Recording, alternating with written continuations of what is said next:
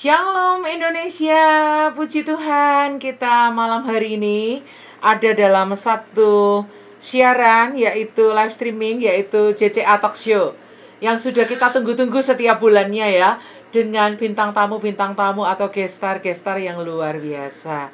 Hari ini kita ada bersama dengan Pak Dino. Shalom Bapak. Shalom Bu Grace, iya. Shalom teman-teman semuanya. Ya, Shalom kita Indonesia. juga bersama dengan Ibu Marta. Shalom Bu Marta. Ya, shalom, selamat malam Bu Grace dan semuanya. Iya, kebetulan kami bertiga ada di Magelang ya, Bapak Ibu Saudara. Puji Tuhan kita hari ini bertemu dengan satu tema yang sangat menarik sekali ya. Sangat menarik sekali, yaitu musik gereja dari sudut pandang seorang pemusik kontemporer. Baik, sebelum kita mulai talkshow kita akan berdoa terlebih dahulu. Bapa, di dalam nama Yesus kami mengucap syukur untuk malam hari ini. Malam hari ini adalah malam yang spesial, adalah malam yang luar biasa. Malam di mana Engkau akan sampaikan isi hatimu sekalipun melalui metode non-formal seperti ini. Kami sepertinya hanya berbincang-bincang biasa, tapi kami ingin Engkau hadir di tengah-tengahnya. Kami ingin Engkau berbicara kepada kami lewat setiap percakapan ini. Kami ingin Engkau menyampaikan isi hatimu kepada setiap kami. Dan kami percaya talkshow ini akan memberkati Indonesia, akan memberkati kami semua untuk memahami isi hatimu, untuk mengenal perbuatan tanganmu melalui hamba-hambamu yang sudah Engkau hadirkan di ruangan Zoom malam hari ini. Terima kasih Tuhan. Kami serahkan talkshow ini dari awal pertengahan hingga akhir ke dalam tangan-Mu. Anugerah-Mu beserta dengan kami. Penutup bungkusan kuasa darah-Mu ada bersama dengan kami. Dalam nama Yesus kami berdoa. Haleluya. Amin. Amin. Baik. Pasti pada kepo nih, siapa sih Pak Dino dan Bu Marta ini? Kenapa kok dihadirkan sebagai gestar di sini? Apa sih istimewanya pemakaian Tuhan dalam hidup mereka? Baik, bagi Anda yang kepo, kita akan lihat dulu ya video profile daripada Pak Dino dan Ibu Marta. Kita akan saksikan.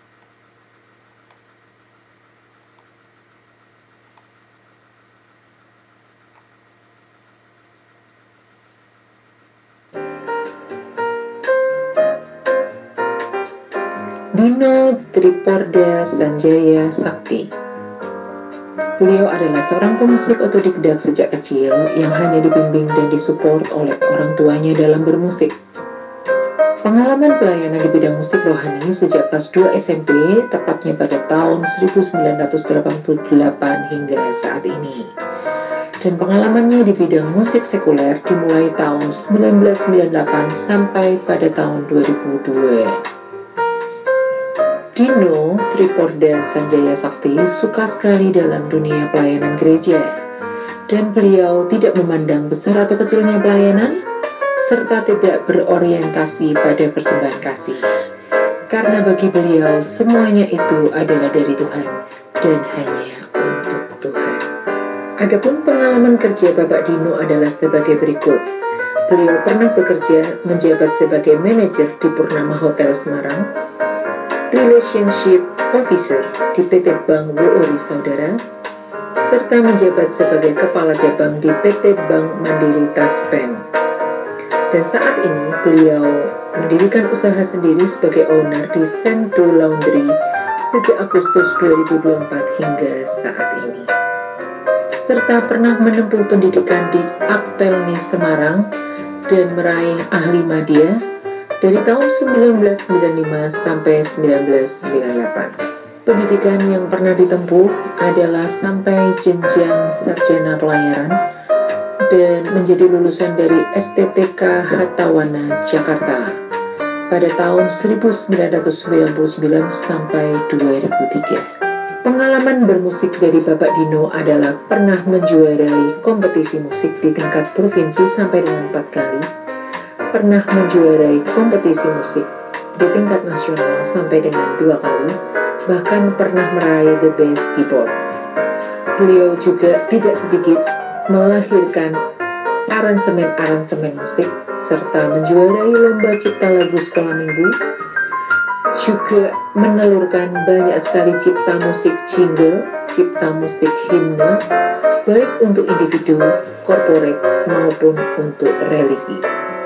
Album musik yang pernah dilahirkannya adalah Gate of Praise, yaitu album religi, dan juga Voice of Praise, yaitu lagu-lagu sekolah minggu.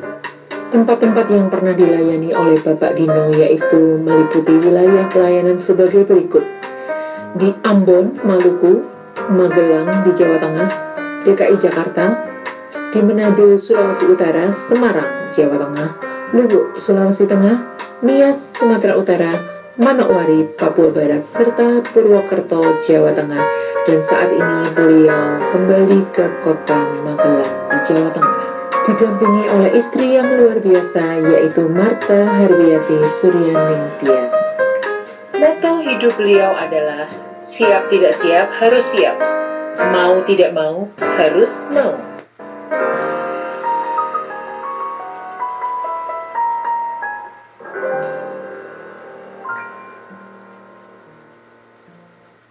Baik, seperti itu adalah perkenalan singkat ya dari kisah hidup yang lumayan panjang ya dari Bapak Dino yang didampingi oleh istri tercinta ini Ibu Martha.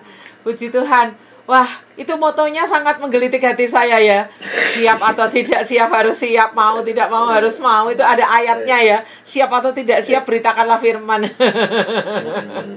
Ya, jadi moto itu yang membuat saya terus pelayanan dan kapanpun ya saya selama bisa saya harus siap. Jadi mau tidak mau harus mau itu dalam arti kita itu ada waktu kita untuk melayani Tuhan, ya kita harus mau gitu loh. Jangan sampai kita ya nggak mau lah, dengan banyak alasan seperti itu ya harus mau itu. Siap tidak siap itu maksudnya gini, kamu siap dipakai dan siap untuk tidak dipakai, dan itu harus mau gitu loh. Wah, ya kan keren. Kadang kita itu waktu Tuhan itu kan berbeda dalam arti kita udah siap nih gitu, tiba-tiba kita digantikan, ya siap nggak siap ya harus siap, mau nggak mau ya harus mau. Itu bisa saja kita jangan sampai berkecil hati, kenapa saya tidak dipakai, kenapa saya begitu. Ya pelayan Tuhan itu ya siap tidak siap, mau tidak mau gitu. Itu maksud saya seperti itu. Termasuk kalau ditunjuk mendadak itu juga harus siap. Betul. Kecuali memang ada halangan, memang tidak ada kesibukan yang memang tidak bisa di ini, dan memang ada waktu luang yang memang bisa, ya bisa dalam arti bisa, tapi itu memang saya mencari alasan tidak bisa, yaitu percuma gitu. Oke, baik Pak. Ngomong-ngomong nih kegiatan Pak Dino dan Bu Martha untuk akhir-akhir ini seperti apa kita? Kesibukannya? Kalau untuk kegiatan sih dalam pelayanan kami masih sampai sekarang ini pelayanan kebetulan di Magelang ini kami pelayanan di gereja di Bethany Home Magelang ya. Itu kesibukan kami, rutinitas setiap minggu ada di pelayanan, ada di Jumat dan ada di Minggu ya. Seperti itu untuk pelayanan di musik gerejanya. Jadi Bapak Ibu Saudara perlu tahu ya kalau Pak Dino ini seorang yang bergerak di instrumental. Sementara Bu Martha ini yang bergerak di vokal ya. Dan vokal itu juga bagian besar daripada musik yang menggunakan alat musik ini pita suara kita ya. Dan Bu Martha ini salah satu murid vokal saya ya Bu. Dulu pernah ikut pelatihan vokal lewat Zoom juga ya waktu Ibu ada di Papua. Iya. Ada di Papua kan? Betul. Iya, di Manokwari waktu itu. Belajar sama Bu Grace. Iya, waktu itu kan saya belum kenal Pak Dino. Terus waktu Bu Martha praktek nyanyi, iringan musiknya kok bagus banget. Ternyata pakar. Dan Bapak Ibu Saudara, Bethany Home itu dikembalakan oleh Bapak Pendeta Bambang dan juga Ibu Tisa ya. Kalau Bapak Ibu Saudara mengikuti kegerakan CCA pasti kenal Ibu Tisa yang setiap bulan sekali membawakan program Possible, Psychology and Bible. Ya, itu nanti kita ketemu beliau Kamis yang akan datang. Baik, ingin tahu nih, kita mau kepo-kepo nih, apa gitu suka dukanya Pak Dino dan Bu Martha, mungkin kalau mau menambahkan suka dukanya di dalam melayani Tuhan di bidang musik gereja? Saya dulu apa istri dulu? Oh, Bapak dulu boleh.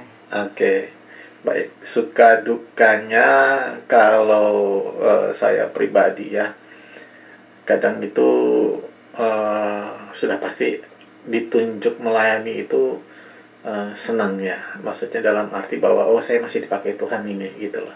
Dan berharap Tuhan tetap pakai saya terus.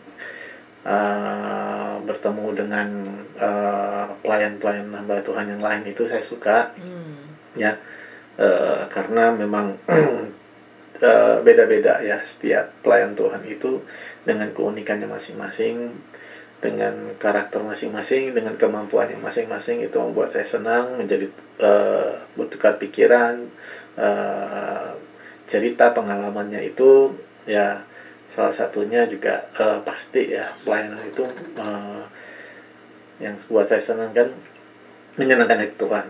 Kalau dukanya itu dukanya itu kalau dalam pelayanan itu kadang kita menemukan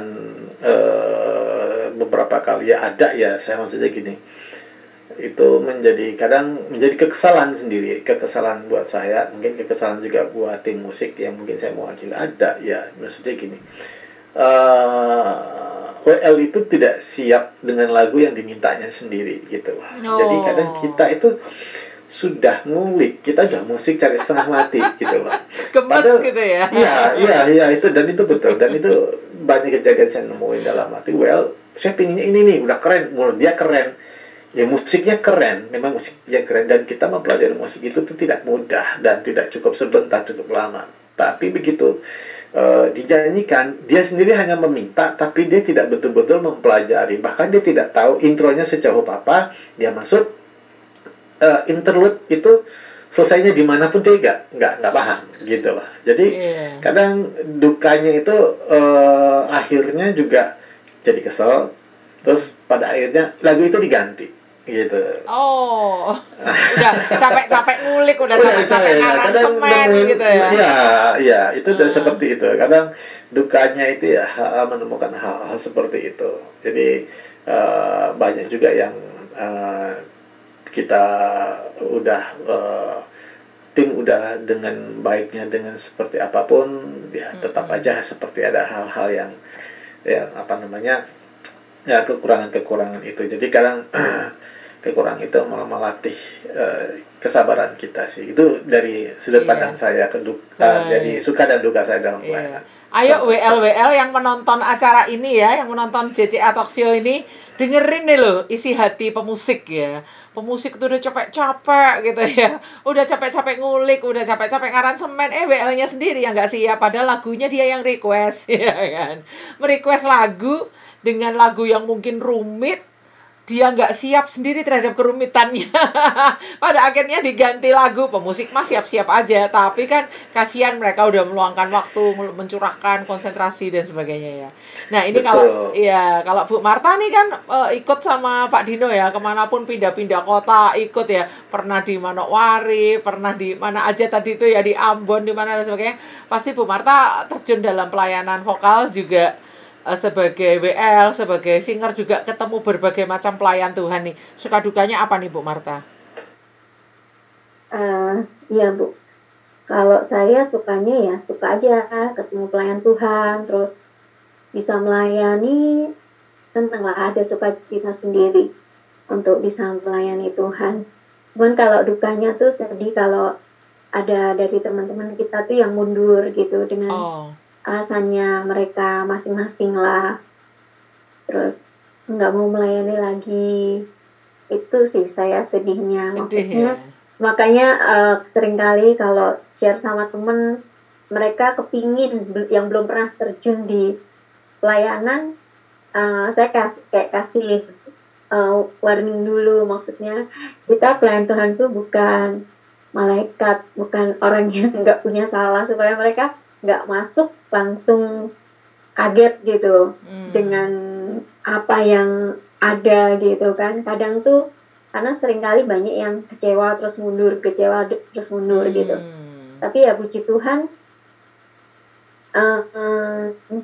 ada yang maksudnya ya rekan yang saya dorong untuk melayani, dan dia sudah masuk pelayanan dan dia sudah siap, maksudnya sudah siap mental sampai saat ini masih melayani. Itu sukacita juga sih. Oh iya. Jadi sedihnya kalau ada teman yang mundur dari pelayanan ya. Maksudnya saya dengar bocoran nih dari Ibu Pendeta Tisa nih, katanya Pak Dino dan Bu Marta ini orang yang sangat setia, militan dalam pelayanan. Tentunya kita kayak sudah contohin hidup kita setia dimanapun berada, di kota manapun selalu menemukan gereja lokal untuk melayani Tuhan. Tapi kadang-kadang ketemu orang-orang yang di satu sisi orang-orang ini kepengen melayani, nggak dapat kesempatan. Tapi yang punya kesempatan kok gampang sekali mundur kayak gitu ya, Bu. Bikin sedih ya rasanya ya. Iya, betul, Bu. Baik, oke. Kita akan sampai kepada pertanyaan berikutnya nih. Gimana nih untuk Pak Dino nih khususnya nih? Caranya mencetak pemusik baru dan mempermahir pemusik dari level biasa sampai ke tingkat mahir itu gimana? Kadang-kadang kan loh dalam tim band ya, khususnya di gereja-gereja kontemporer itu kan pakai, gereja-gereja yang menggunakan musik kontemporer itu kan pakai band ya. Kadang-kadang kan kemampuan para pemain musik ini nggak sama ya. Ada yang baru belajar, ada yang udah mahir, ada yang menengah. Itu gimana caranya mempermahir pemusik dari level biasa sampai ke tingkat mahir? Itu cara, ada tips-tips dari Pak Dino nggak? Ya, dari saya yang saya sampaikan pada malam hari ini semua itu berdasarkan pengalaman saya ya. Jadi tidak mengutip dari manapun, tapi dari hidup saya pelayanan dimanapun dengan menemukan beberapa karakter-karakter orang dan berbagai macam watak-watak ya, di daerah di luar Jawa, di Indonesia Tengah, di Indonesia Barat, di Indonesia Timur, itu mempunyai karakter kepribadian yang sangat-sangat berbeda gitu. Tapi udah sangat berbeda, kita satu tim, dalam satu tim itu misalkan ada 5-6 orang, itu semua berkarakter yang berbeda juga pula. Nah itu menyatukan hal seperti yang tadi itu memang agak sulit ya. Ditambah mempunyai skill yang berbeda-berbeda. Ada yang pemula, ada yang sudah senior, ya seperti itu. Jadi kalau saya sih setiap masuk di dalam satu tempat pelayanan yang baru, pasti hampir menemukan hal itu. Setiap permasalahannya seperti itu ya. Jadi mereka itu kadang stuck dengan yang sudah begitu-begitu saja. Karena menurut mereka selama saya beberapa kali pelayanan di beberapa tempat itu menemukan jawaban yang hampir sama. Menemukan jawaban yang bersama itu seperti ya karena kita nggak ada yang nuntun, nggak ada yang bimbing gitu, nggak tahu bagaimana gitu loh. Nah, dan mungkin mereka sendiri dalam pelayanan mungkin pengalaman ya kali. Satu pengalaman karena saya itu pindah-pindah, maksudnya dalam arti bukan saya yang pindah gereja dengan bermasalah, tidak. Saya pindah itu karena saya punya pekerjaan di lembaga keuangan, di perbankan itu memutasi saya kerja. Karena setiap berapa tahun saya harus pindah, berapa tahun itu saya pindah. Nah itu saya harus memulai dengan pelayanan baru. Bukan saya pindah-pindah gereja karena saya, oh ini seperti ini, saya keluar. Kepahitan tidak, gitu, bukan karena kepahitan. Ya. Jadi jangan salah. Banyak sekali saya pindah gereja pelayanan di mana-mana itu karena memang pindah satu kota, tugas. Ya? Betul, pindah kota karena tugas pekerjaan, tuntutan kerjaan, sehingga saya harus melayani dimanapun. Dan itu sebenarnya saya senang. Saya diutus dimanapun, itu saya akan pelayanan. Dan menurut saya itu Tuhan yang utus. Jadi buat saya senang karena saya bisa melayani. Nah, kembali lagi tadi saya menemukan hal tadi itu, saya biasanya itu saya satukan visi dan tujuan setiap masing-masing personel gitu. Satukan tujuan kamu itu, setiap orang saya pasti menanyakan, kamu ini maunya apa sih dalam pelayanan, mau ngapain di pelayanan ini gitu loh. Saya tanyakan satu-satu seperti itu. Setelah mereka udah mengenal, baru saya satukan ke semua beberapa orang. Biasanya kami saling fellowship bersama, kumpul, ada waktu bersama. Itu saling bertukar pikiran, saling menceritakan permasalahan masing-masing. Nah di situ saya akan menarik kesimpulan bahwa kita bisa nyatukan visi ini, kita bisa satukan kemampuan cara pandang kita ini yang berbeda-beda ini dalam arti bisa untuk kita ubah, menyatukan untuk next level lah, seperti itu ya. Dan saling kedua, teman-teman itu sesama personel itu harus saling mengenal ini ya, kemampuan, harus saling mengenal kemampuan teman-temannya gitu loh. Si keyboard ini kemampuannya sampai selevel apa, pemain bass, gitar, drum itu juga sampai selevel apa, jadi tidak bisa kita paksakan ya. Terus sediakan waktu untuk latihan ya, sediakan waktu untuk latihan di rumah sendiri, itu harus punya waktu gitu. Kalau dia tidak punya waktu dan dia hanya punya waktu latihan hanya di gereja, ya udah dia akan ketinggalan itu. Dia harus punya waktu tersendiri untuk latihan di rumah ya. Jadi waktu latihan, waktu ngulik latihan itu ya di rumah gitu, ngulik tuh. Jangan ngulik di gereja gitu. Di gereja itu udah waktunya kita latihan bersama tim untuk menyatukan yang sudah kita latihan.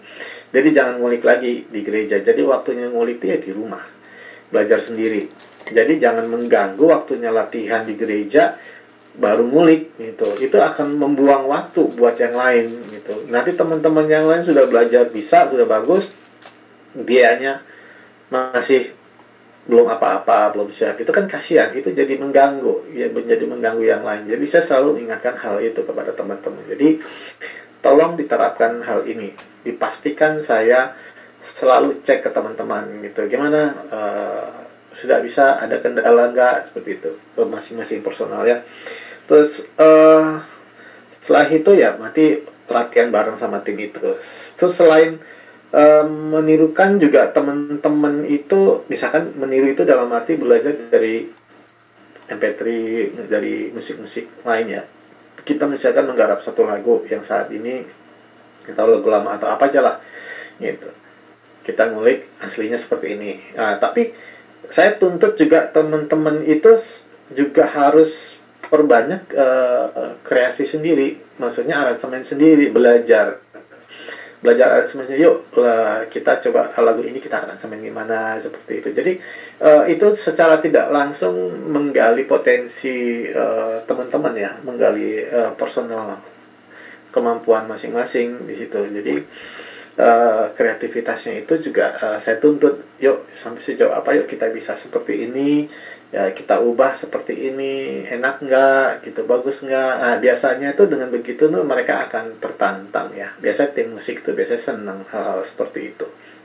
Oke, jadi saya simpulkan untuk caranya untuk supaya menaikkan level dari teman-teman musik yang satu tim yang mungkin levelnya nggak sama itu jangan dipaksakan ya, tadi Bapak bilang gitu ya. Betul. Jangan dipaksakan, jangan dengan marah-marah, jangan dengan mengejek, mungkin jangan dengan membuli gitu ya. Betul. Tapi maksudnya dengan sharing visimu apa sih gitu ya. Iya, terus dengan mendorong mereka untuk latihan pribadi di rumah. Terus mendorong mereka menanyakan apa sih kesulitannya, jadi dibantu kayak gitu ya. Kendalanya apa, terus ngajak latihan bareng. Terus dua cara bisa mencontek aransemen yang sudah ada beredar di dunia luar, mungkin YouTube atau apa, atau Spotify atau apa, ataupun menciptakan aransemen sendiri ya. Dengan itu semua akan menggali potensi ya Pak ya. Betul. Nah, jadi perlu ya pemusik tuh sharing-sharing bareng, makan ngebakso bareng gitu, perlu ya Pak? Betul, itu perlu banget. Biasanya tim musik itu lebih suka, misalkan kalau udah ngomong bicara musik itu udah seneng gitu. Nah, di saat mereka udah senang bicarakan musik, ya kita masuk pelan-pelan dalam, yuk kita perbaiki seperti ini, kita perbaiki seperti ini.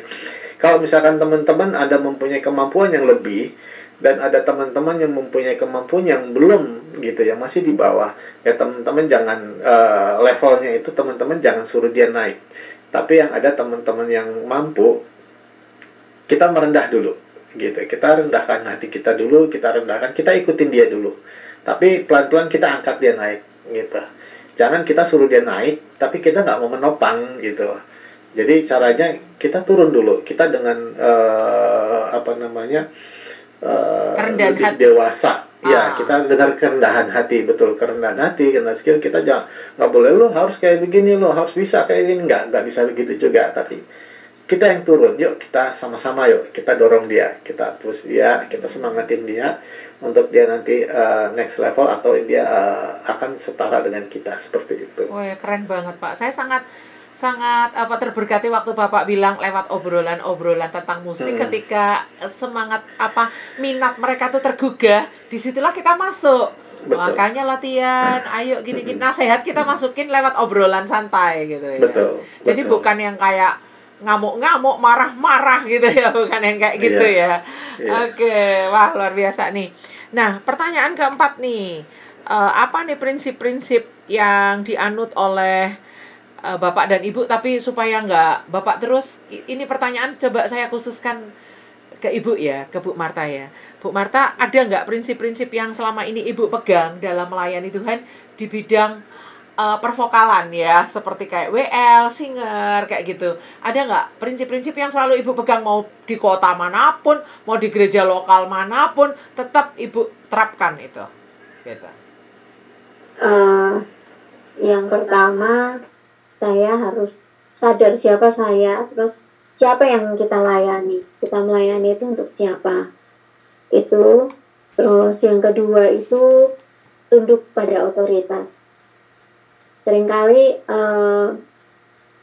gembala itu misalnya punya agenda sendiri gitu, yang saya pernah mengalami ya. Gembala punya udah request gimana ya, sudah ngasih list lagu gitu, sementara kita sebenarnya mau menyanyikan lagu yang lain gitu. Ya sudah, kita tunduk saja, kita ngikutin saja apa yang diberikan gitu pada otoritas tertinggi kita. Misalnya kita kayak, apalagi saya yang kita tuh pindah-pindah gitu ya. Jadi seringkali itu gereja satu dan lainnya itu berbeda. Aturannya, caranya itu pasti beda-beda. Ya udah, kita menyesuaikan dengan gereja di mana kita melayani. Iya, ikuti aturannya ya. Misalnya di gereja A, pelayan itu harus ikut doa Sabtu, misalnya gitu. Di gereja B, pelayan tuh harus ikut komsel, tidak boleh. Kalau nggak ikut komsel nggak akan dimasukkan dalam pelayanan, misalnya gitu. Di gereja C kan beda-beda, lain lubuk, lain belalang, lain ladang, lain ikannya ya. Setiap gereja bisa beda-beda peraturan. Kalau Bapak Ibu ini memegang teguh prinsip kita tuh melayani untuk siapa, tunduk pada otoritas, tunduk pada aturan di gereja setempat, begitu ya. Iya. Wah, luar biasa, luar biasa. Kalau Bapak mungkin ada yang mau ditambahkan, Pak, masalah prinsip dalam melayani Tuhan ini? Ya, kalau saya sendiri udah pasti tidak pada money oriented ya.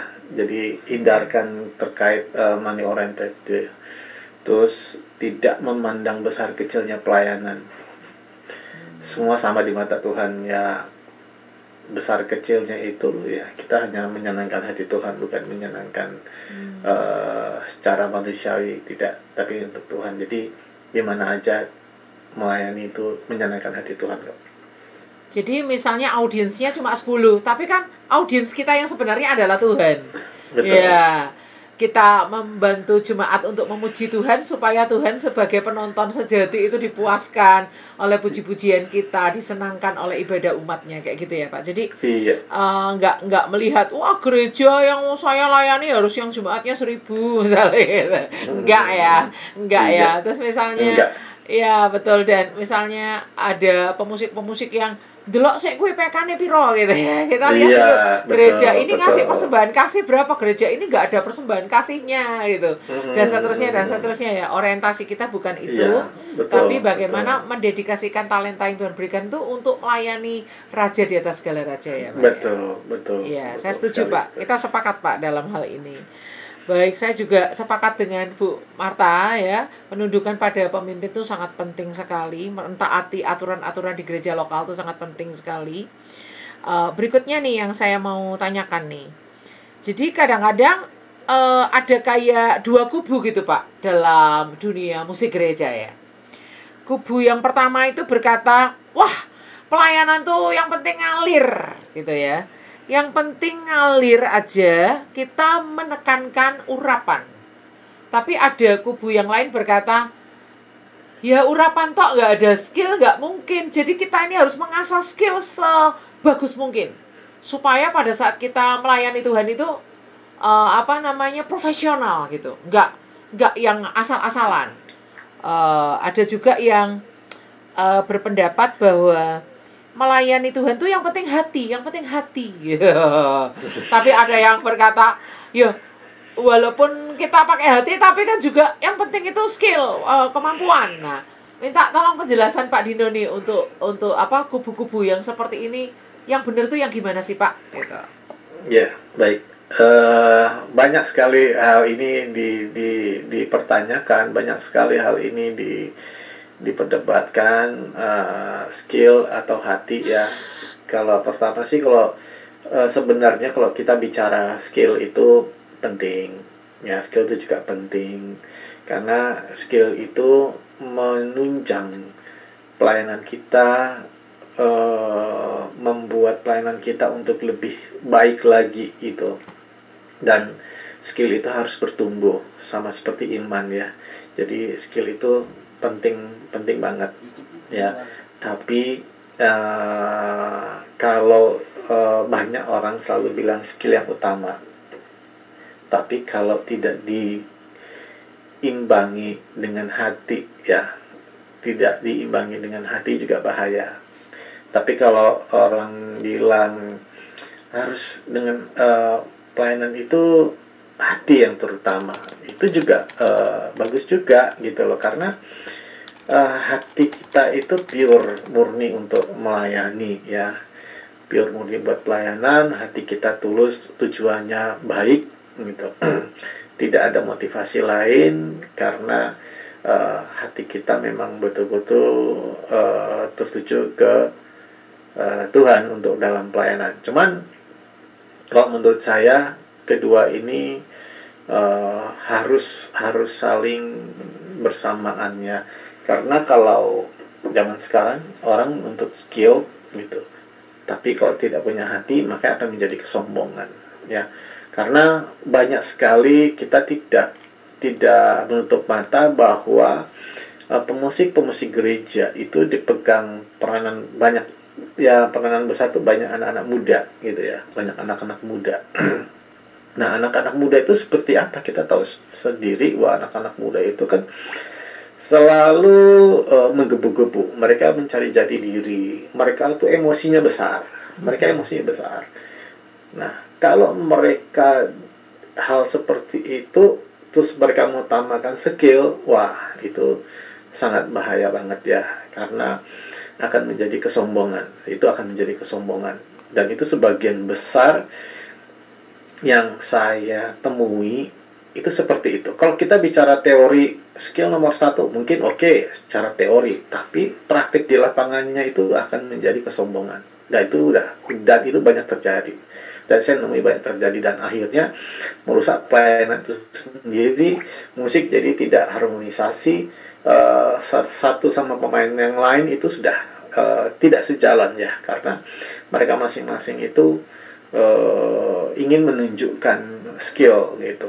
Tapi kalau cuman hati saja kita bicara, kalau kita hati lebih utama gitu, hati yang utama, tapi kita bermain musiknya kita jadinya ya begitu-begitu saja gitu, begitu-begitu saja ya, nggak bertumbuh, karena kita merasa wah dengan hati cukup ya, main saya ya begini-begini aja. Itu juga tidak gimana ya, maksudnya tidak berkembang. Dan itu kalau saya bilang kurang mensupport dalam pelayanan tersebut, di ibadah itu kurang, progresnya juga tidak ada gitu. Pemusik itu progresnya harus selalu ada, selalu baru, harus menampilkan siapa barunya, nggak cuma begitu-begitu saja. Banyak belajar lagi. Memang kita tahu Tuhan itu punya kuasa ya, menjadikan kayak batu apapun bisa memuji Tuhan, tuh bisa, Tuhan bisa pakai tanpa skill, tanpa apa bisa. Tapi kan kita tidak seperti itu. Kita manusia itu kan diberi kepintaran akal budi untuk kita belajar ya, untuk kita berkembang gitu. Kita nggak mungkin skill kita itu hanya begitu-begitu saja, dengan cukup saya begini saja ya sudahlah gitu loh, ya nggak bisa seperti itu. Jadi menurut saya keduanya itu penting, keduanya penting ya. Jadi skill sama hati itu beriringan, karena hati kita melayani tapi nggak punya skill juga, aduh susah, itu nanti pasti akan terbentur, itu pasti akan terbentur di sisi yang lain. Begitu juga punya mengandalkan skill tapi nggak punya hati, itu juga pasti akan terbentur. Jadi keduanya itu beriringan, saya bilang seiring sejalan, harus seimbang ya Pak ya, harus seimbang. Bahayanya kalau pemusik terlalu mengagung-agungkan skill, lalu dia tidak menata diri secara motivasi hati, kecintaan, hubungan pribadi dengan Tuhan dan sebagainya, urapannya nggak jalan, sehingga pada akhirnya jatuh dalam kesombongan. Tapi di sisi yang lain bahaya sekali kalau kita hanya yang penting hati, urapan dan sebagainya, nggak pernah mengembangkan diri dalam skill. Pada akhirnya itu akan menjadi masalah, kepincangan terjadi tidak bisa mensupport ibadah dengan baik ya. Saya akan diingatkan Tuhan satu ayat itu ya, yang bagus banget nih, di dalam Mazmur 33 ayat 3 dikatakan gini, nyanyikanlah baginya nyanyian baru. Terus ada kata-kata bagus nih kayak gini, petiklah kecapi baik-baik. Artinya Alkitab tuh juga menekankan skill, karena dikatakan petiklah kecapi baik-baik itu ya artinya jangan fales, intro jangan salah-salah, temponya jangan nggak benar, temponya nggak kompak, dan seterusnya seperti itu ya. Baik. Oke, jadi kita akan lanjut. Ini kubu-kubu yang terjadi nih Pak, ini kita bicara kubu-kubu nih ya. Kadang-kadang ada orang yang bermain musik itu secara otodidak nih, seperti tema kita hari ini ya. Bagaimana musik gereja dalam sudut pandang pemusik otodidak. Tapi ada juga orang yang lahir dari kecil udah les ya, dari kecil udah belajar not balok gitu ya, atau mungkin sekolah musik, atau mungkin setingkat SMM sekolah menengah musik, atau setingkat kuliah di fakultas musik atau apa seperti itu, di jurusan pendidikan musik atau apa. Nah itu kadang-kadang kayak ketika latihan bersama itu terjadi kayak benturan-benturan gitu Pak, karena latar belakang yang sangat berbeda sekali. Bagaimana menjembataninya Pak?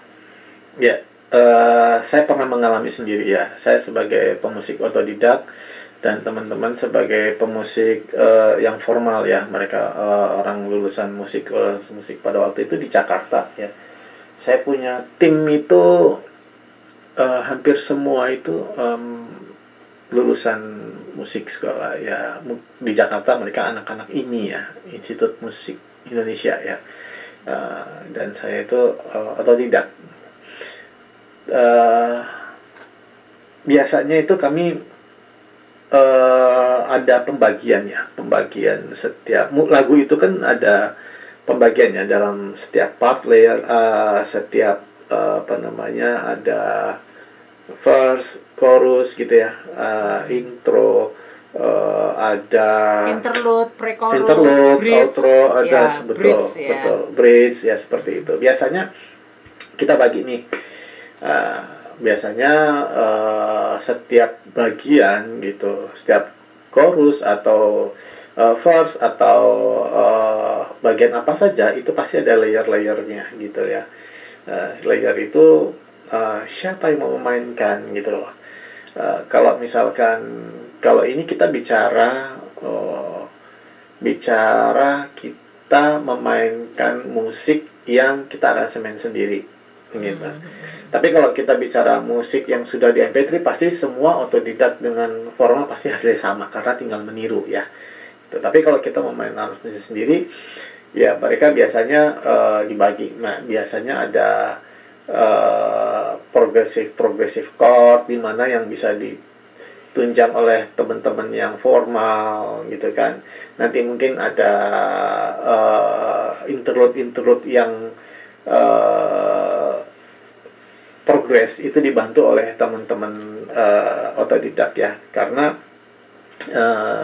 kalau bicara perbedaan orang formal dengan otodidak itu menurut saya ini ya, dari saya itu misalnya gini, kalau orang sekolah gitu kan mereka tuh sudah punya materi ya, mereka sudah punya apa namanya, Kayak sudah pakem punya, gitu ya. ya sudah pakem begitu ya. Jadi begitu kita dengar, kalau pemusik itu pasti dengar orang main, oh kita tahu, oh ini orang musik, orang sekolah gitu kan. Karena musiknya kebaca gitu. Musiknya kebaca gitu loh. Musiknya kebaca karena mereka sudah punya aturannya seperti itu. Nah, tapi kalau orang otodidak itu nggak kebaca musiknya, tiba-tiba ke sini, tiba-tiba ke sini gitu. Itu orang otodidak. Jadi kadang permainan orang-orang otodidak itu banyak improvisasi yang ya, improvisasinya tuh banyak sekali. Improvisasinya banyak sekali. Ya, jadi permainan mereka itu tidak ketebak, susah ketebak gitu. Jadi kalau bicara progres, mereka bisa improvisasinya banyak sekali gitu. Nah, kalau orang-orang formal itu kadang mereka mau melakukan ini, kadang takutnya begini, mau seperti ini atau seperti ini. Takutnya ada menyalahi atau apa seperti itu. Menyalahi teori musik. Iya, takutnya menyalahi karena mereka sudah belajar, udah bertahun-tahun, sudah capek, ujung-ujungnya menyalahi, kayaknya nggak belajar sejarah gitu kan.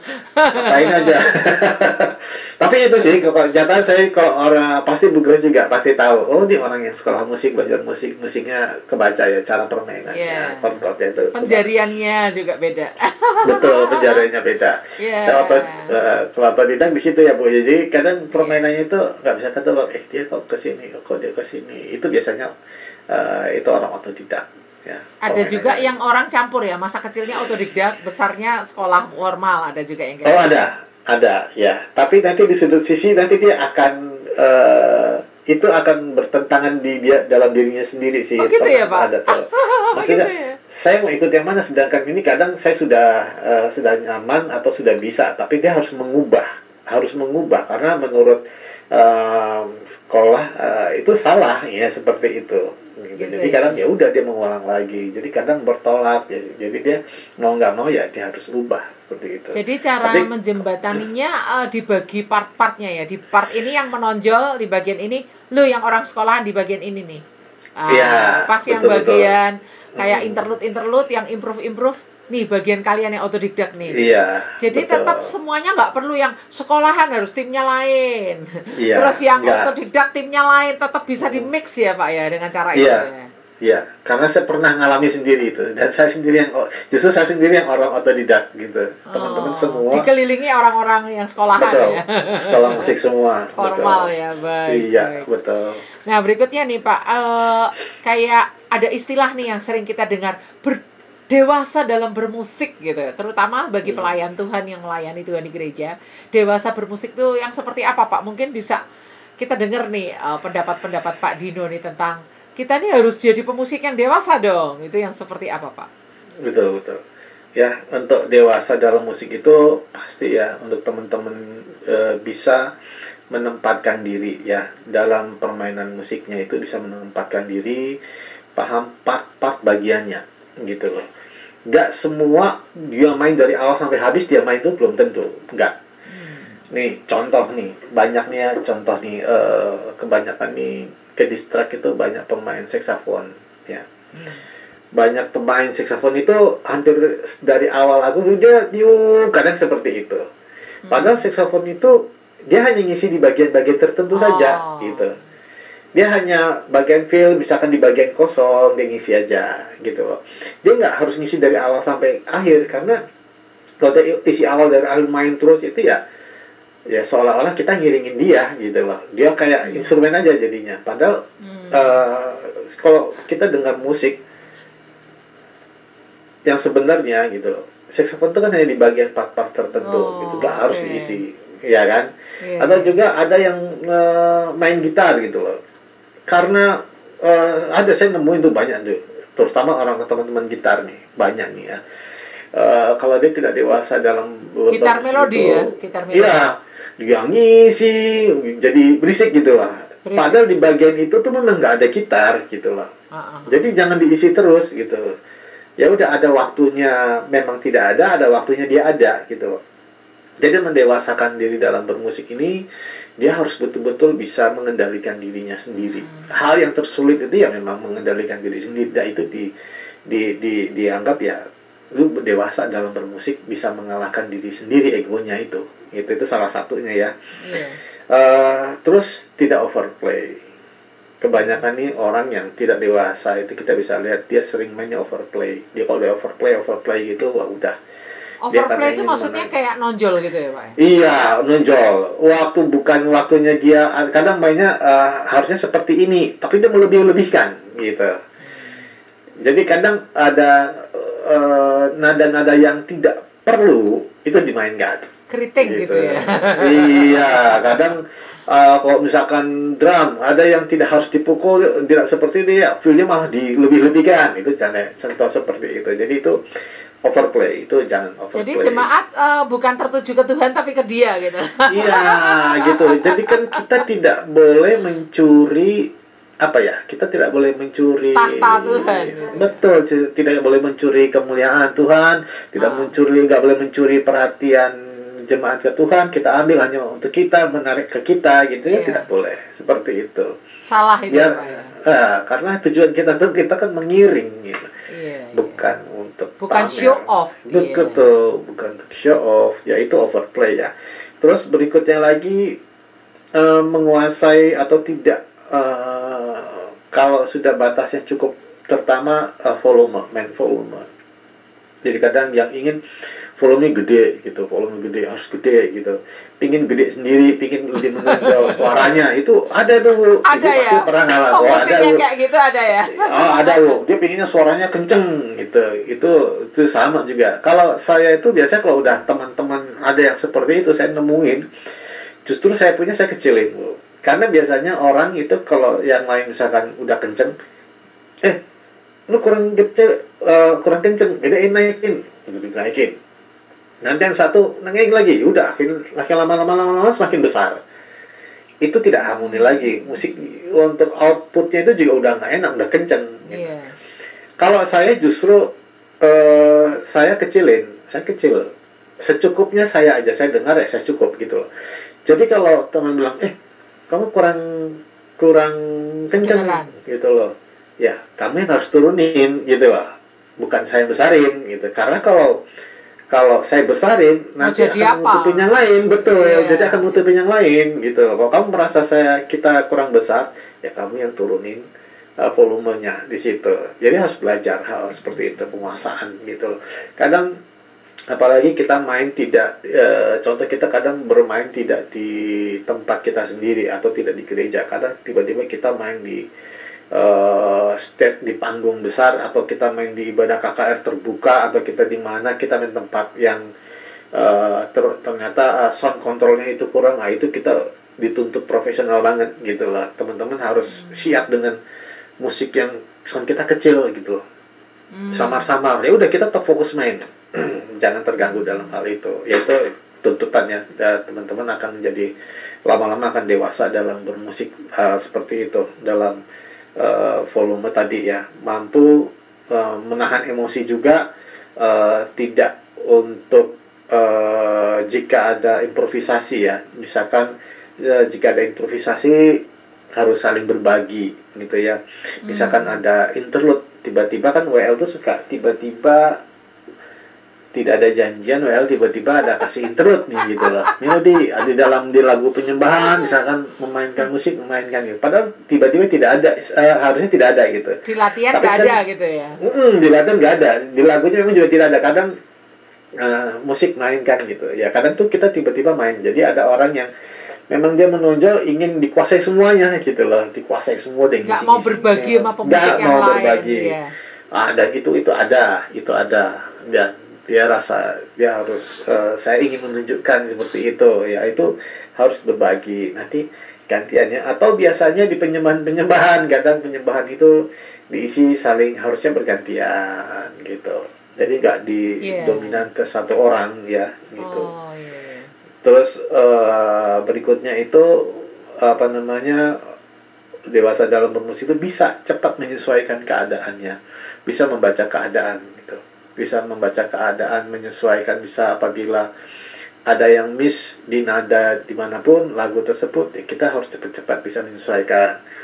Terus misalkan bisa saja WL salah ngambil nada, itu kita cepat-cepat harus bisa menyesuaikan nada seperti itu. Nggak menuntut udah yang bener gini, lu ngikutin nada gua, nggak gitu. Kita yang musik namanya pengiring ya, kita menyesuaikan harus cepat seperti itu. Iya, iya. Jadi kesimpulan saya apa benar Pak? Kesimpulan saya seperti ini. Kedewasaan kita dalam bermusik itu berbanding lurus dengan kedewasaan pribadi si pemusik itu sendiri ya. Misalnya ego bisa mengalahkan ego, bisa mengatasi kesombongan, menjadi orang yang rendah hati, terus bekerja secara tim, nggak egois, bisa berbagi sama yang lain. Terus ada saatnya main, ada saatnya enggak. Tahu tujuan kita main musik itu untuk Tuhan, bukan untuk nonjolkan diri itu. Iya. Seperti kayak misalnya istilah kedewasaan bermusik itu sebenarnya juga adalah menunjukkan kedewasaan si pribadi pemusik itu, benar nggak sih Pak? Iya, itu betul sekali, itu betul sekali. Kadang tapi kalau kita tidak tuntut mereka seperti itu, kadang kita ajak orang menjadi dewasa itu kan tidak gampang ya. Iya, proses ya.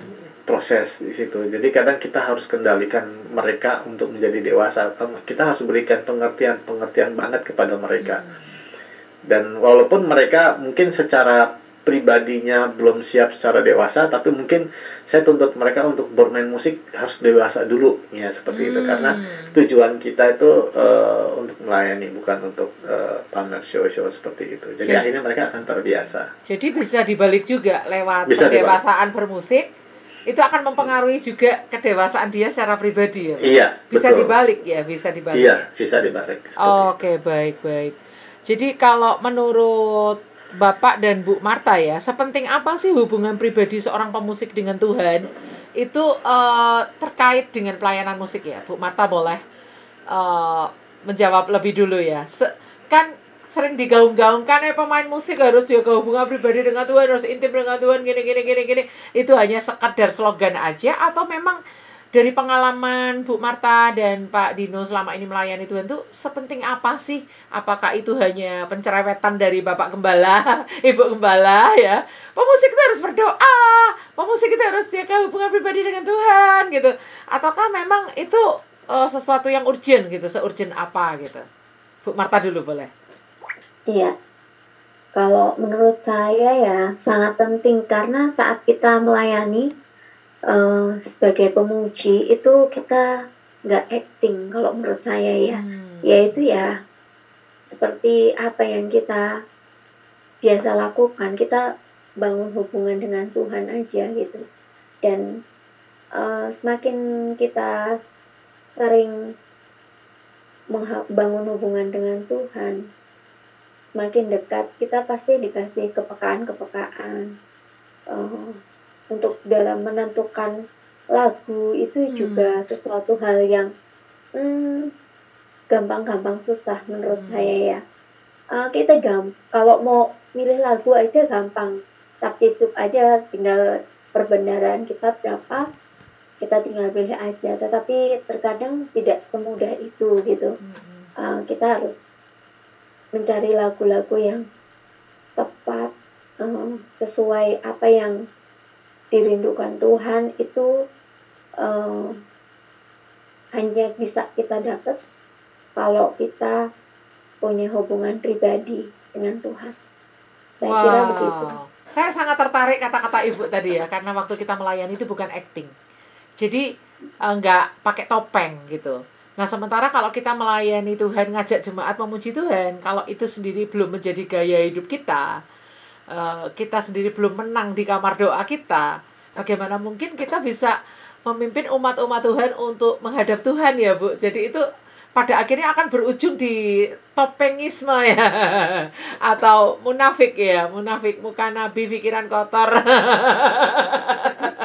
Singkatan munafik itu muka nabi pikiran kotor. Ya.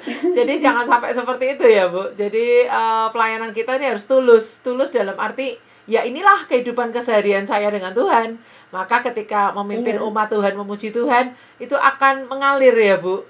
Tapi kalau kita kering, nggak pernah bersekutu dengan Tuhan, maka nanti di mimbar ketika kita melayani Tuhan juga berasa kering seperti itu ya. Kalau Bapak bagaimana Pak? Ada yang mau ditambahkan nggak? Ya, kalau saya itu ya sangat penting hubungan pribadi dengan Tuhan ya, karena saya itu selalu saya itu kayak diri saya dulu ya, jadi nggak menyampaikan harus seperti apa, tapi saya seperti dirikan saya itu seperti Daud, karena Daud itu mempunyai hubungan erat dengan Tuhan yang betul-betul intim ya. Dia selalu berdoa, dia mengandalkan doa. Daud itu kan dia bermain musik juga ya, bermain musik. Daud itu dia tidak kursus musik, tidak sekolah musik. Zaman dulu tidak ada kan, berarti Daud bisa dari mana?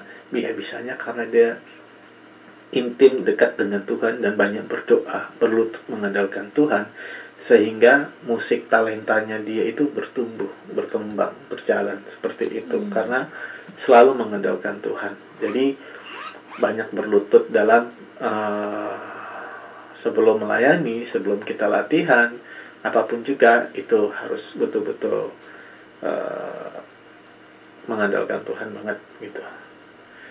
Oke, itu ya jawaban Bapak ya. Jadi lihat dari kehidupan Daud ya. Bagaimana Daud keintiman dengan Tuhan itu juga mempengaruhi pertumbuhan skill dia bermusik ya. Betul. Tapi kalau jawaban Bu Marta tadi adalah sebagai seorang WL, kedekatan kita dengan Tuhan itu akan juga menolong kita untuk pemilihan lagu-lagu ya Bu ya. Ada dalam pimpinan Tuhan sehingga lagu yang kita pilih itu seperti yang maunya Tuhan gitu. Makanya nggak heran kadang-kadang WL yang intim dengan Tuhan itu pilihan-pilihan lagunya nggak janjian sama pengkhotbah, tapi kok bisa saling terkait padahal nggak janjian gitu ya. Bener ya Bu Marta ya? Betul Bu. Oke, baik ya. Satu lagi nih, apa nih pesan-pesan Bapak nih bagi pemusik gereja, terutama untuk yang masih muda-muda nih, yang anak-anak muda yang terjun pelayanan di gereja ya, usianya masih hijau. Ini apa nih pesan-pesan Bapak? Pesan-pesan saya ini untuk para pemusik gereja ya. Ya, para pemusik gereja. Satu ya, pasti pahami dulu siapa yang kita layani. Kalau dia sudah paham siapa yang kita layani, udah pasti sungguh-sungguh ya. Karena kita melayani pejabat aja, kalau kita dipanggil pejabat kayaknya persiapannya udah luar biasa gitu. Apalagi Tuhan kan. Ya, jadi teman-teman harus paham itu. Terus berikutnya pastikan itu mimbar ya, bukan panggung. Bedanya apa Pak? Mungkin bisa diperjelas bedanya panggung dengan mimbar. Ya. Kalau mimbar itu teman-teman main dengan sepenuh hati, tujuannya untuk Tuhan, seperti yang tadi saya katakan, mendewasakan dalam bermusik ya. Jadi tahu tujuan ini untuk Tuhan. Kalau panggung itu kita show, kita nunjukkan skill. Kalau teman-teman menunjukkan skill, pamer gitu ya. Pamer. Itu panggung itu.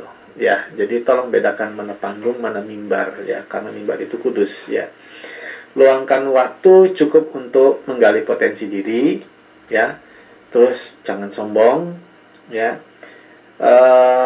Hati-hati, pelayanan panggung mempunyai karisma yang kuat gitu ya. Kita pelayan-pelayan panggung itu mempunyai karisma yang kuat. Jadi jangan menyalahgunakan karisma tersebut. Pelayan mimbar mungkin maksud Bapak ya? Iya, betul, pelayan mimbar. Pelayan mimbar itu mempunyai karisma yang kuat ya. Gitu. Bangun hubungan erat dengan Tuhan ya. Seperti tadi, banyak berdoa, jangan orientasi kepada uang ya. Itu akan merusak mental pelayanan kita ya. Terus yang terpenting juga terakhir adalah disiplin, karena disiplin itu penting. Datang ke gereja, datang latihan dengan tepat waktu, tidak boleh terlambat ya. Semuanya disiplin itu penting gitu. Oke. Nah, Bapak Ibu Saudara, untuk kita pergantian termin dari pertanyaan seputar musik gereja, kita sebentar lagi akan beralih ke pertanyaan-pertanyaan atau obrolan-obrolan yang sekitar musik sekuler ya, karena Pak Dino ini pernah terjun di musik sekuler. Untuk itu ada segmen yang unik nih. Pak Dino ada keyboard tuh, saya lihat, saya intip dari sini. Ada yang mungkin mau di di workshop kan, walaupun sebentar Pak, silakan. Oh iya. Ini buat kebetulan saya seorang pemusik yang lebih spesialis ke filler ya. Jadi saya akan tugas filler itu dalam arti bagaimana sih kita membuat ibadah itu flowingnya itu lebih enak mulai dari awal sampai akhir. Jadi kalau awal itu kita nggak bisa langsung ngejreng gitu, kita bangun, kita buat atmosfer yang enak, kita buat atmosfer yang deep gitu ya. Kita buat atmosfer yang deep itu, kita cara memainkannya itu misalkan kalau saya biasanya lebih ke biasa musik-musik gereja lebih ke filler, itu ada di filler ya, atau di piano carilah sound filler yang untuk ke pad ya, sound pad. Jadi bangun atmosfer itu seperti ini ya. Saya akan memberi contoh.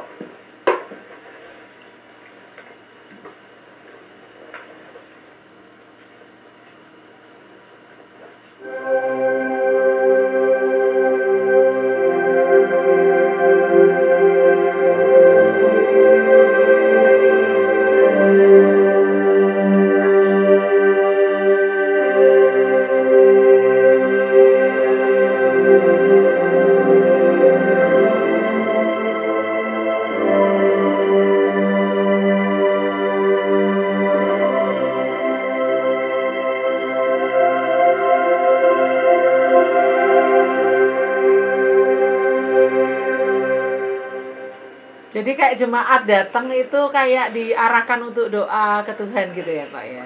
Iya, Seru betul. ya? Jadi Oke. kita angkat dulu dengan soundpad itu pelan-pelan sekali. Kita belajar itu pelan-pelan mengangkat ya, biar terus nggak kaget gitu, untuk membangun atmosfer gitu, biar suasana itu lebih dalam lagi. Itu contoh Deep seperti gitu itu. ya.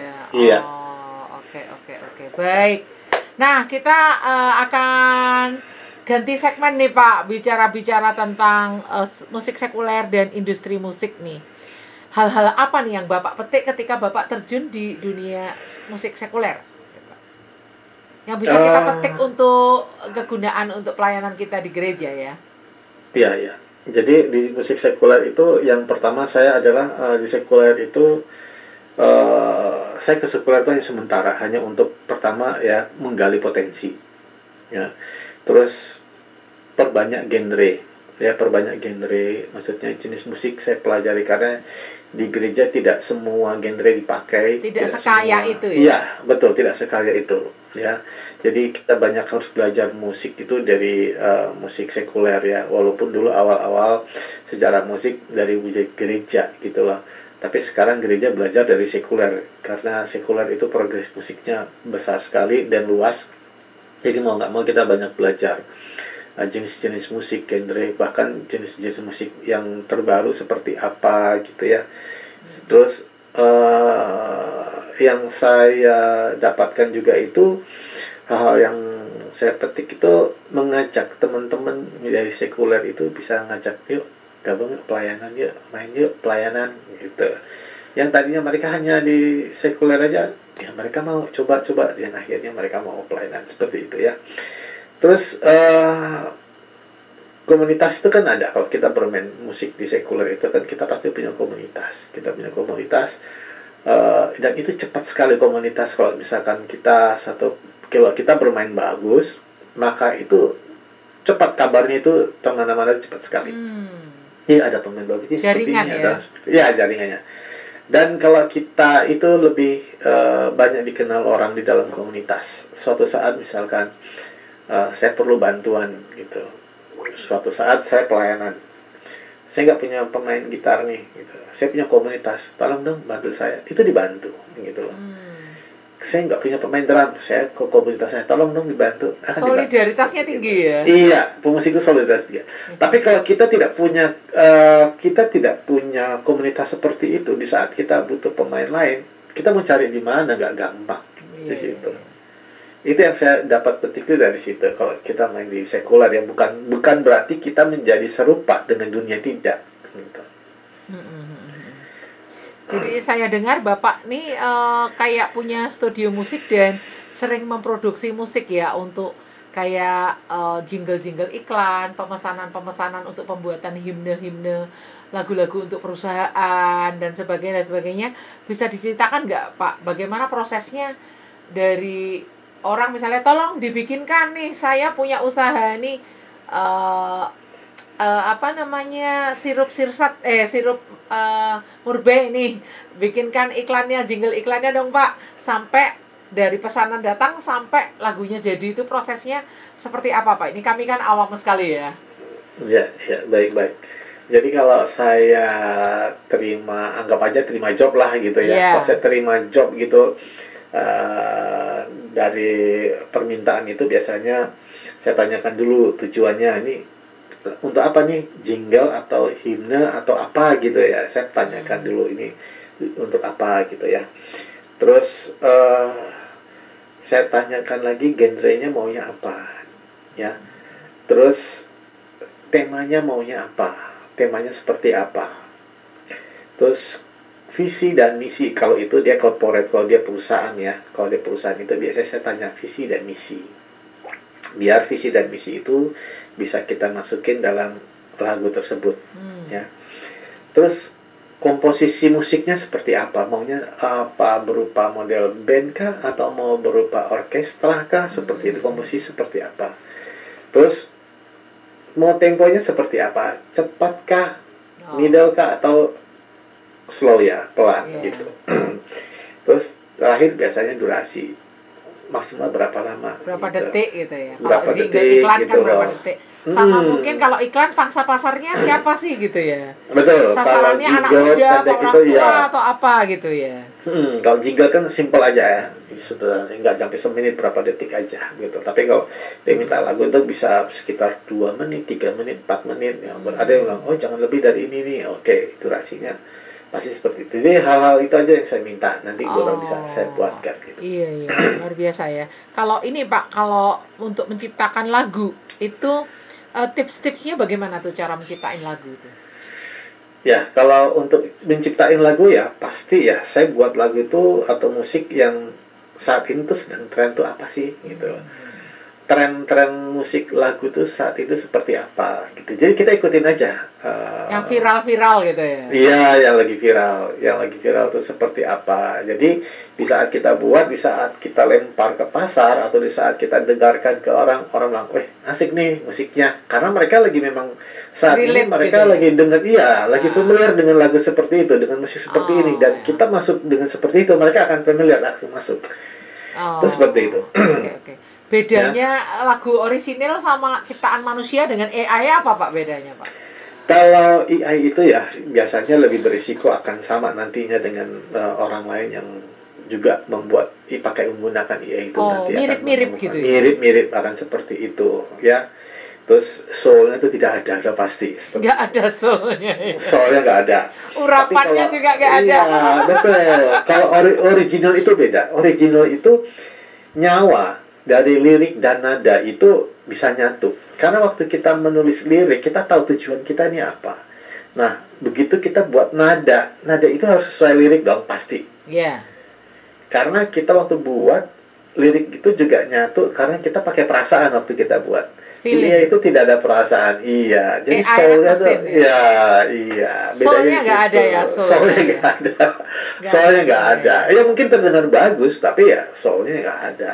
Gitu. Jadi pencipta musik itu nggak perlu khawatir dengan adanya AI ya. Dia maksudnya tetap aja nggak akan bisa tergantikan oleh AI, karena AI kan nggak punya perasaan, nggak punya urapan, nggak punya hikmat, nggak maksudnya hikmat ilahi ya, nggak punya hikmat ilahi kayak gitu. Iya, itu betul. Nggak punya pengalaman pribadi dengan Tuhan.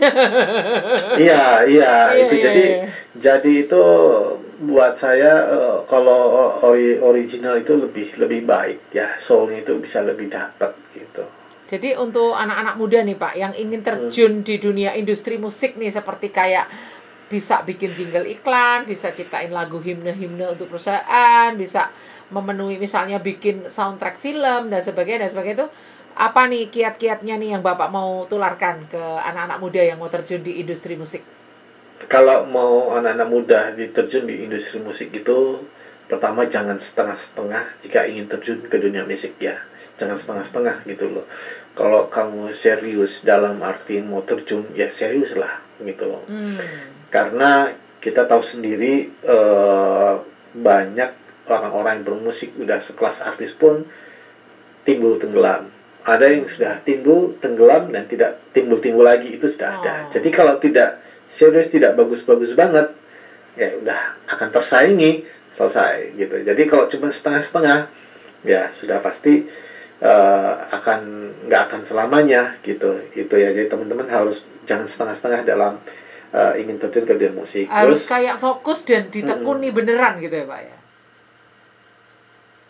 Halo? Halo? Stuck ini ya kita. Semakin sulitnya kenapa? Karena tadi kita bersaing dengan teknologi gitu, teknologi digital. Tadi contoh ada AI gitu ya.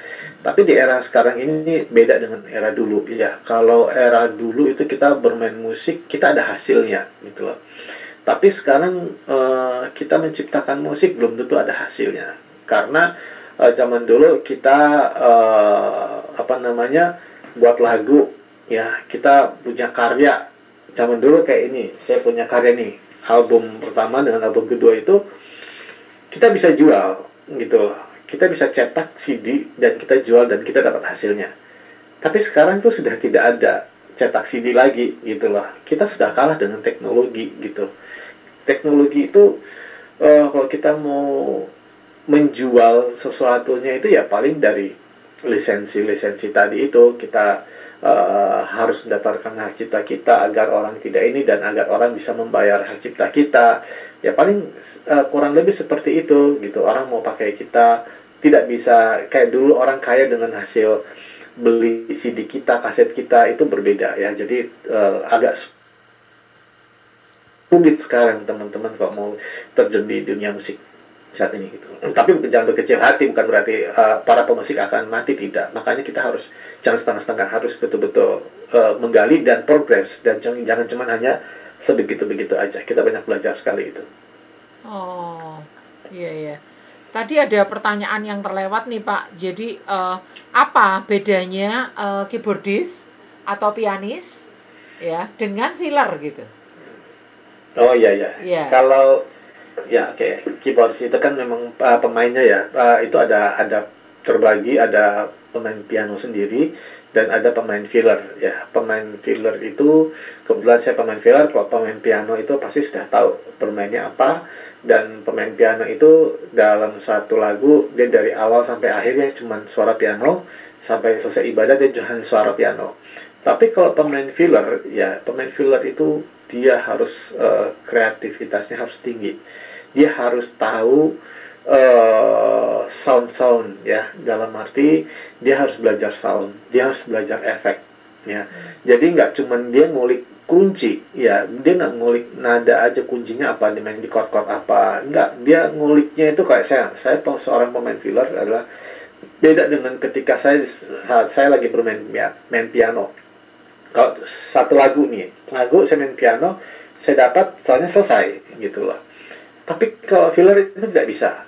Pertama, kita mengulik lagunya seperti apa, chord-chordnya dapat. Kedua, sound yang dia gunakan apa gitu loh. Itu kita ngulik lagi soundnya itu. Berarti 2 kali kita belajar. Pilihan suaranya, timbrenya ya, misalnya. Suara apa yang ada cocok, string, saxophone, Iya, ada string, ada saxophone, ada trompet, ada sound-sound lain. Itu kita harus ngulik.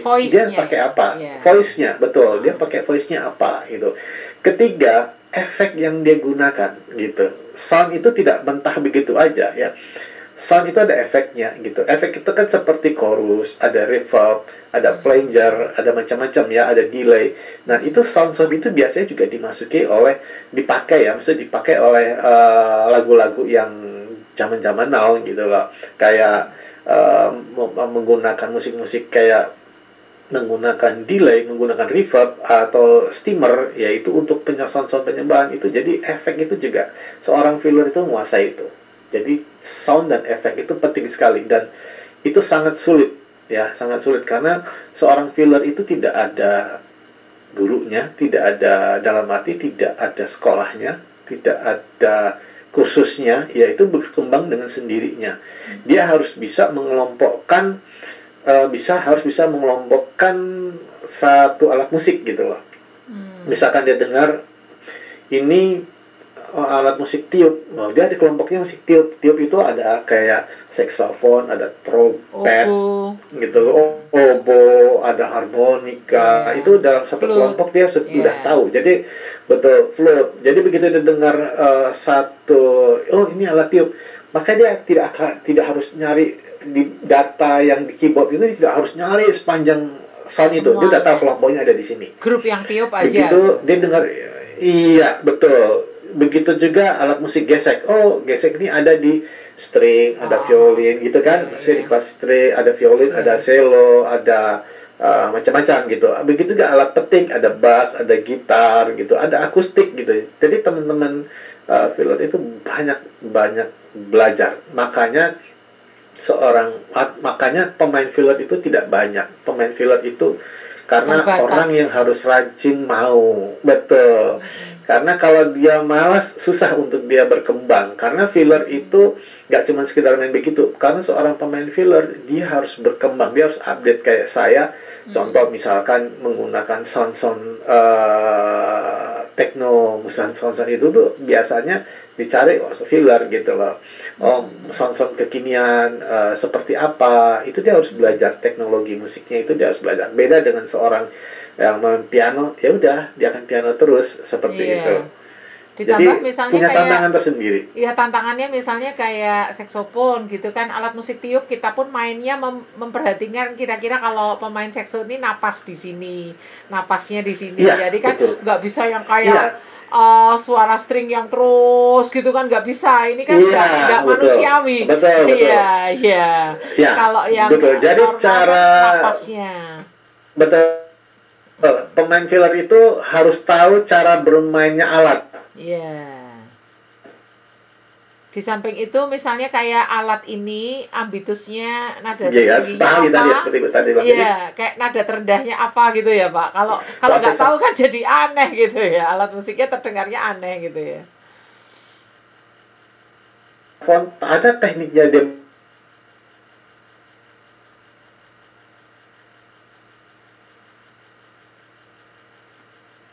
bermain gitu.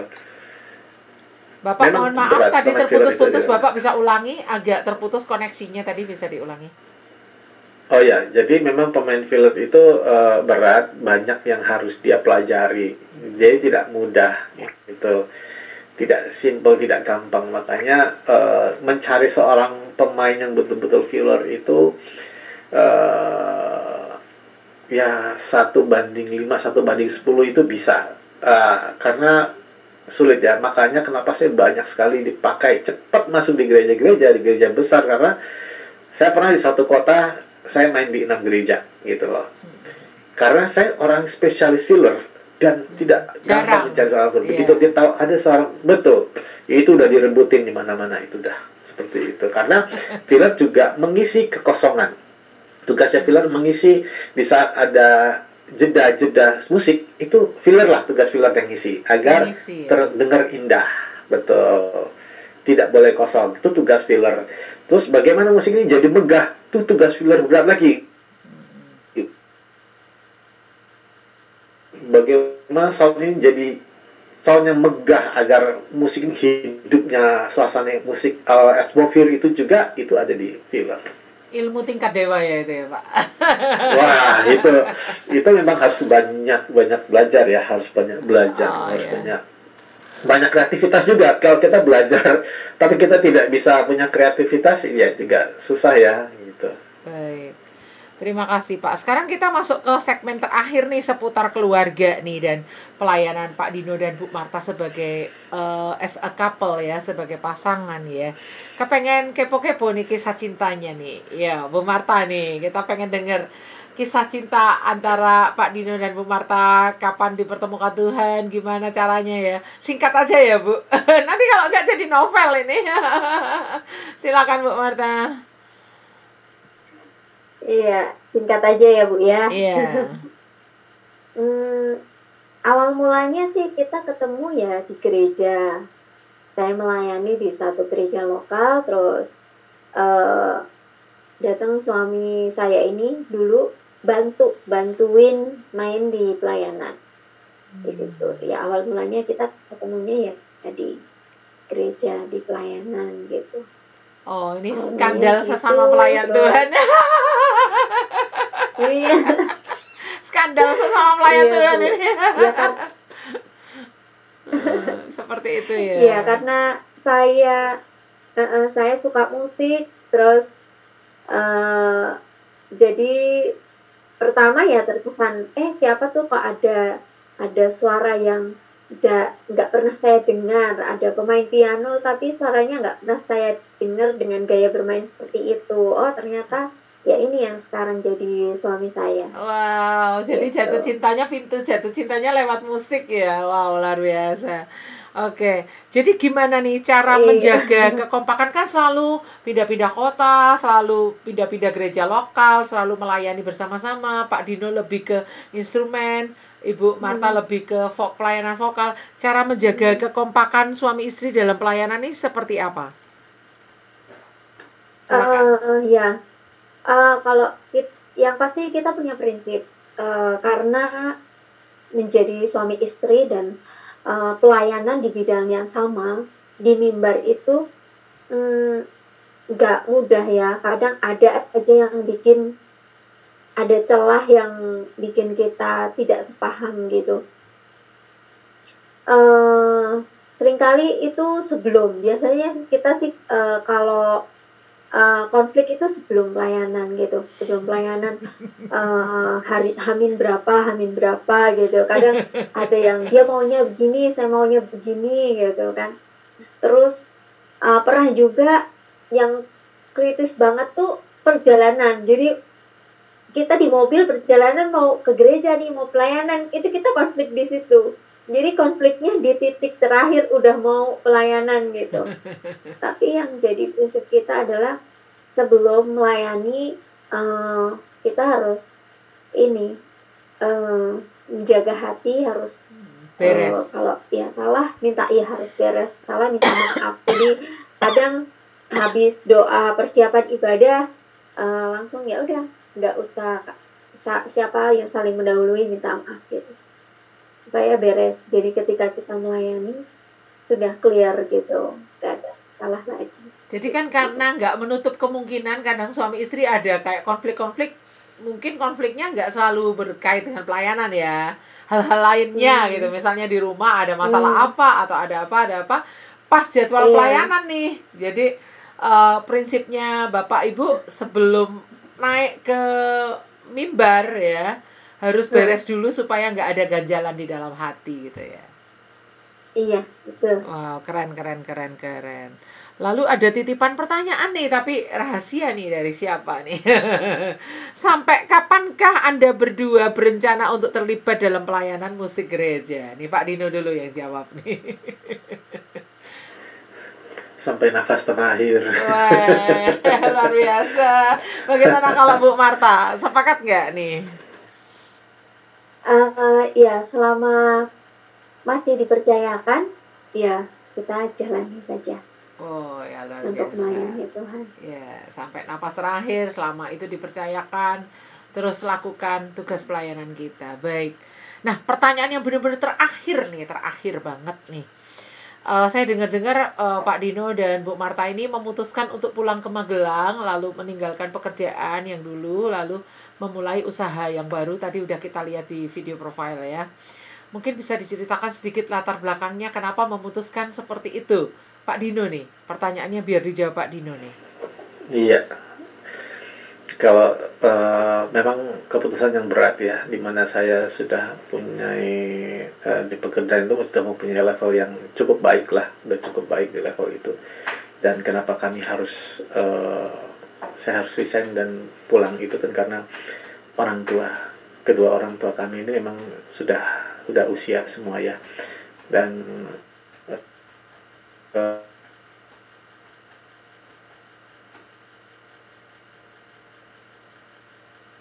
kebanyakan semua anak di luar kota, jadi tidak ada yang saya juga jadi udah rentan, jadi nggak ada yang jaga. Akhirnya kami putuskan udahlah kami pulang aja menjaga merawat orang tua, karena mencari orang tua itu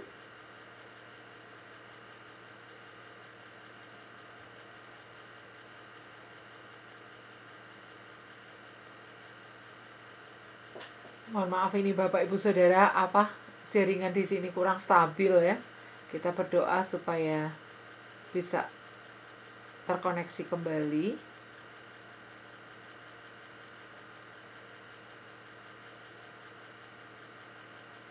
Ya, jadi bisa dilanjutkan, Pak. Waduh, terlempar ini.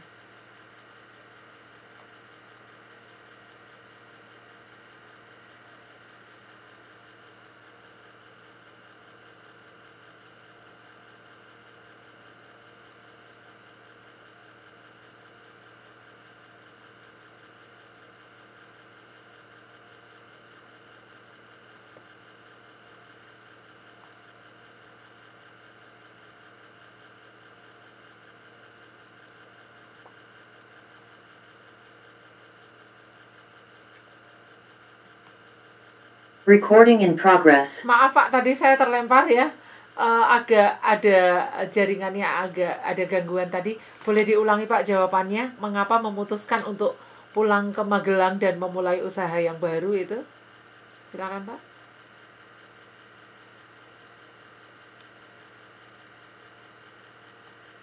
Wah, mohon maaf sekali Bapak Ibu Saudara. Kayaknya ada satu problem di dalam jaringan yang terputus ya. Ya.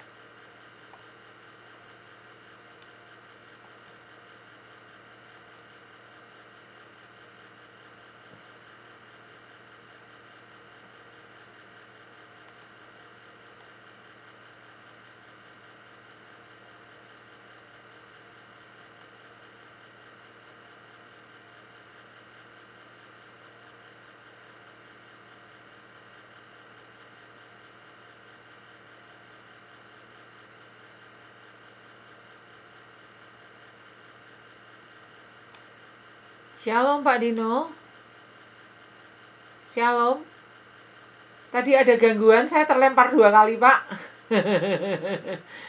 Jadi Bapak Ibu Saudara, sepanjang yang saya tahu ya, Pak Dino sekeluarga ini dengan jabatan yang udah bagus nih, pekerjaannya udah keren, memutuskan untuk pulang ke Magelang dan memulai usaha sendiri karena mengingat orang tua. Iya, Bu. Iya, tadi terputus Pak. Iya, mengingat orang tua dari Pak. Terputus-putus. Iya. Shalom. Iya, jawaban yang terakhir mungkin boleh diulangi Pak dari pertanyaan paling akhir ini.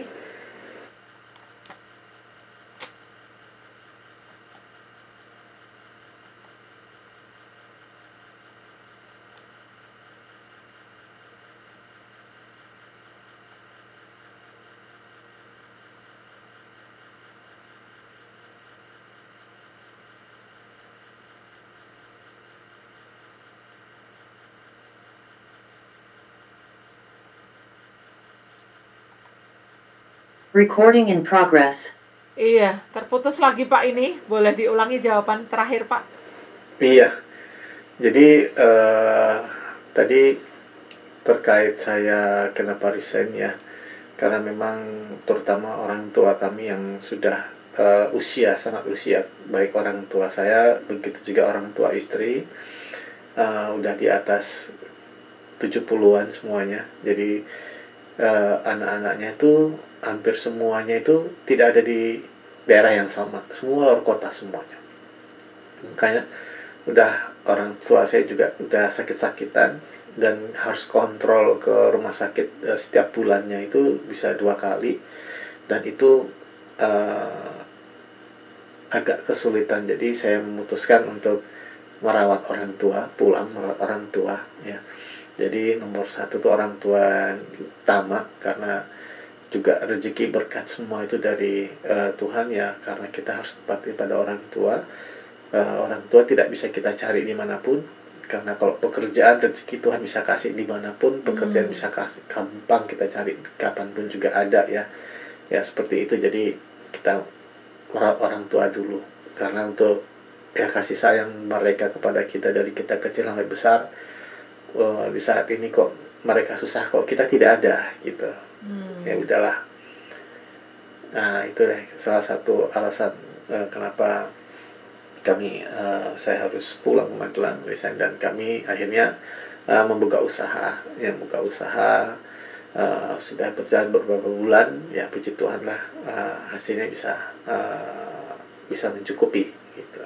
Wow, luar biasa ya. Satu keputusan yang tidak mudah saya rasa ya.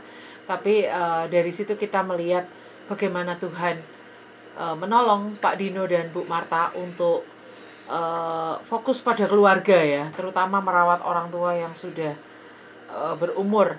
Baik Bapak Ibu Saudara, sebagai bagian akhir dari talk show ini, kami membiasakan di Yayasan Jeni Syara Alkitab untuk ada firman yang terakhir sebagai kesimpulan ya. Saya akan ambilkan dari 2 Samuel 23. Inilah perkataan Daud yang terakhir. Tutur kata Daud bin Isai dan tutur kata orang yang diangkat tinggi, orang yang diurapi Allah Yakub, pemazmur yang disenangi di Israel. Roh Tuhan berbicara dengan perantaraanku, firman-Nya ada di lidahku. Allah Israel berfirman, gunung batu Israel berkata kepadaku, apabila seorang memerintah manusia dengan adil, memerintah dengan takut akan Allah, ia bersinar seperti fajar di waktu pagi, pagi yang tidak berawan, yang sesudah hujan membuat berkilauan rumput muda di tanah. Bukankah seperti itu keluargaku di hadapan Allah, dan seterusnya ya. Yang saya dapatkan di sini adalah Daud adalah seorang pemazmur yang disenangi di Israel. Ini yang mengatakan adalah Daud sendiri di kata-kata terakhir atau kata-kata wasiatnya ketika dia hari tuanya menjelang dia meninggal. Dia berkata, inilah tutur kata Daud bin Isai, tutur kata orang yang diangkat tinggi oleh Tuhan ya, diurapi dan dikatakan pemazmur yang disenangi di Israel. Ayo kita menjadi seperti Daud, menjadi seorang pemazmur, menjadi seorang pemuji, menjadi seorang pemain musik yang disenangi, yang berkenan di hadapan Allah dan juga disenangi oleh manusia. Bukan berarti kita mau menyenangkan semua orang, tidak. Tetapi pelayanan kita itu bisa jadi berkat bagi umat-umat Tuhan, bisa jadi berkat bagi tubuh Kristus, bisa juga menyenangkan hati Tuhan sesuai dengan talenta dan karunia yang Tuhan percayakan kepada kita dalam bidang musik. Itu aja singkat dari saya. Dan kita akan mendengarkan closing statement dari Pak Dino ya. Bu Marta diwakili Pak Dino, nggak apa-apa ya. Closing statement dan juga sekaligus nanti doa penutup oleh Bu Marta. Silakan Pak Dino, closing statementnya. Jadi untuk statement kami, pelayanan itu ya bisa di mana aja ya, kapanpun, dan pergunakan talenta itu sebaik-baiknya, kembangkan talenta itu juga dengan sebaik-baiknya. Tidak usah khawatir apa yang orang katakan kepada kita. Tujuan kita itu bukan menyenangkan orang lain, tapi tujuan kita adalah menyenangkan hati Tuhan. Dimana kita bermain musik, tujuan kita, Tuhanlah yang tahu bagus, baik, enaknya itu Tuhan yang menilai, bukan orang yang menilai. Karena tujuan kita menyenangkan hati Tuhan dan memberkati orang-orang yang ada di sekitar kita, memberkati gereja-gereja, memberkati bangsa ini, ya, dimanapun kita berada, kita harus bisa menjadi berkat. Tidak usah takut, tidak usah malu untuk melayani Tuhan. Percayakan Tuhan pasti pakai kita. Apa yang sudah Dia berikan ke kita sudah selayaknya dan sepantasnya kita kembalikan untuk Tuhan. Dari saya seperti itu. Oke, terima kasih Bapak untuk closing statementnya. Waktu selanjutnya saya serahkan kepada Bu Marta untuk menutup talk show ini di dalam doa syukur. Baik, mari kita berdoa. Kami mengucap syukur Tuhan buat talk show malam hari ini. Terima kasih buat setiap pimpinan Tuhan, penyataan Tuhan dalam talk show ini. Biarlah apa yang baik, apa yang benar itu boleh kami pelajari, kami terima malam hari ini, dan terus kami jalankan dalam kehidupan kami untuk kami menjadi pelayan-pelayan Tuhan yang mengasihi Engkau, pelayan-pelayan Tuhan yang mau memberikan hati kami dan hidup kami semuanya untuk hormat dan kemuliaan nama-Mu. Mungkin ada di antara kami yang masih ragu untuk melayani Tuhan, masih menyimpan talentanya ya Tuhan, tetapi malam hari ini kami diingatkan bahwa setiap talenta yang Tuhan beri itu tidak untuk disimpan, tetapi untuk dikembangkan. Tuhan memberikan talenta secara khusus kepada setiap kita untuk memberikan yang terbaik bagi Tuhan, dan biar nama Tuhan saja yang dipuji dan dipermuliakan. Tuhan, Kau memberkati setiap yang menonton talkshow ini ataupun mendengarkan. Adalah Roh Kudus sendiri yang terus berkarya di dalam kehidupan kami ya Bapa. Engkau mengajarkan kami dengan kebenaran, dengan sesuatu yang baru yang Tuhan tanamkan dalam kehidupan kami. Memberkati juga Ibu Grace, juga Yayasan JCA, Tuhan terus pakai dimanapun berada Tuhan. Kami yakin dan percaya dengan pengajaran-pengajaran yang unik, yang baru, yang secara mendetail Bu Grace terus memberikan pengajaran-pengajaran, berkolaborasi dengan pembicara-pembicara lain. Biarlah semuanya untuk hormat dan kemuliaan nama Tuhan. Nama Tuhan dipuji dan dipermuliakan melalui channel Bu Grace ini ya Tuhan. Terima kasih ya Bapa, terima kasih ya Yesus. Kami mengucap syukur buat malam hari ini. Dan biarlah Engkau sendiri yang terus memimpin kami, memberi kami hikmat marifat untuk kami menjalani panggilan kami, melakukan panggilan kami dengan setia sampai akhir hidup kami ya Tuhan. Terima kasih. Dalam nama Tuhan Yesus Kristus kami berdoa dan mengucap syukur. Haleluya. Amin. Amin. Puji Tuhan. Ya, demikianlah talkshow malam hari ini. Sampai di sini kita akhiri. Kita akan ketemu next month ya, bulan depan, dengan gestar-gestar yang luar biasa yang Tuhan kirimkan ke program ini. Untuk Pak Dino dan Bu Marta, thank you buat waktunya, thank you buat sharing-sharingnya. Thank you, terima kasih juga. Iya, terus semangat melayani Tuhan ya. Amin, Selamat amin. malam Indonesia. God Selamat bless malam, you. shalom semuanya. Iya, Tuhan memberkati. bye.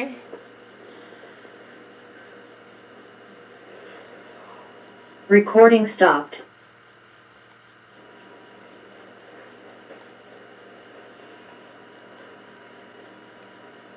Sudah bisa out? Sebentar, Pak.